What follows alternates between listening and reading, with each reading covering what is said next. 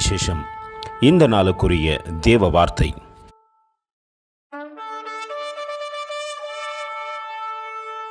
For as much then as Christ has suffered for us in the flesh, arm yourselves likewise with the same mind, for he that had suffered in the flesh had ceased from sin.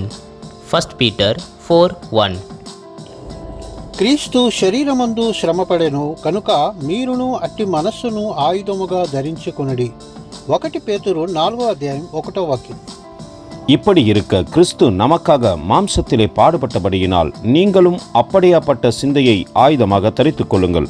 1 பேதுரு 4:1. அன்பின் தேவ பிள்ளைகளே, மாம்ச சிந்தை மரணம், ஆவியின் சிந்தையோ ஜீவனும் சமாதானம் என்று வேதம் சொல்லுகிறது. நாம் மாம்சத்துக்குரிய சிந்தையை விட்டு விலகி ஆவிக்குரிய சிந்தையிலே யோசிப்போமானால் இந்த நாட்களுக்கு வரும் பாடுகள் நமக்கு மிகுதி என்று நாம் யோசிக்கவே மாட்டோம். அது தேவன் நம்மை அனுமதித்து அதை நாம் தாங்குகின்றோமா என்று சோதித்து பார்க்கிறார் என்பதை நாம் உணர்ந்து கொள்வோம். தேவனுக்கு பிரியமாயும் நடந்து கொள்வோம். அப்படி நடக்கத்தக்கதாக ஆண்டவர் இந்த காலை வேளையிலே பேசுகின்றார். அவரிடத்திலே நம்மை தாழ்த்தி தரைமட்டமாய் ஒப்புக் கொடுப்போமா? கர்த்தர் தாமே உங்களை ஆசீர்வதிப்பாராக. ஆமென். எங்களோடு கூட இணைந்து ஊழியம் செய்ய விரும்பினால் இந்த வார்த்தைகளை மற்றவர்களுக்கும் பகிர்ந்து கொடுங்கள்.